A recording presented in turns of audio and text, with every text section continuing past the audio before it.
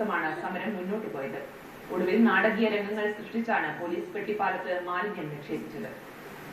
എല്ലാ രാഷ്ട്രീയ കക്ഷി നേതാക്കന്മാരും ഒരേ സ്വരത്തിൽ അവിടെ തന്നെ നിക്ഷേപിക്കണമെന്ന് പറയുകയുണ്ടായി. നമുക്ക് വേറെ മാർഗമില്ല, എല്ലാവരും ഒന്നിച്ചു നിന്നുകൊണ്ട് സഹകരിച്ചുകൊണ്ട് ഇത് ട്രെഞ്ചിങ് ഗ്രൗണ്ടിലേക്ക് തന്നെ മാറ്റപ്പെടണം. അതിന് എല്ലാ ആളുകളുടെയും സഹായം വേണ്ടതുണ്ട്. ഒടുവിൽ നഗരസഭ തീരുമാനിച്ചതും പെട്ടിപ്പാലത്തെ സമരക്കാർ പ്രതീക്ഷിച്ചതും സംഭവിച്ചു. സമരക്കാർ പിന്മാറാത്ത പക്ഷം ബലപ്രയോഗിച്ച് ട്രെഞ്ചിങ് ഗ്രൗണ്ടിൽ മാലിന്യം തള്ളുമെന്നാണ് രാഷ്ട്രീയ കക്ഷി പ്രതിനിധികൾ ഒന്നടങ്കം തീരുമാനമെടുത്തത്.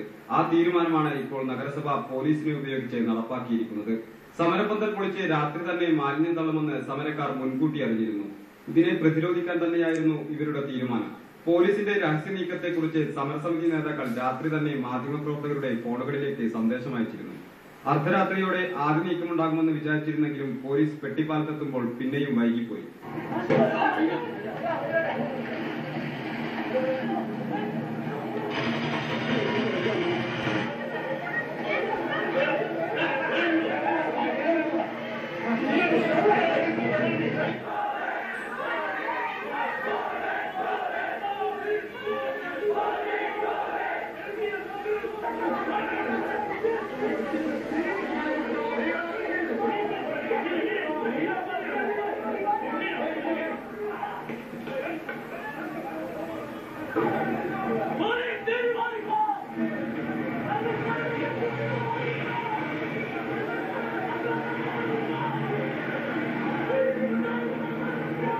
നാടകീയ രംഗങ്ങൾക്കൊടുവിൽ സമരസമിതി പ്രവർത്തകരെ പോലീസ് അറസ്റ്റ് ചെയ്തു.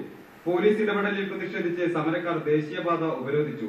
തുടർന്ന് ലാത്തിയടി. അത്യന്തം നാടകീയത മുറ്റിരുന്ന സംഭവങ്ങൾക്കൊടുവിൽ ആദ്യ വിജയം നഗരസഭക്കും. അങ്ങനെ പെട്ടിപ്പാലവും കേരളത്തിലെ മറ്റു സമരമുഖങ്ങളെ പോലെ സംഘർഷഭരിതമായിരിക്കുന്നു. News desk, Kannur vision.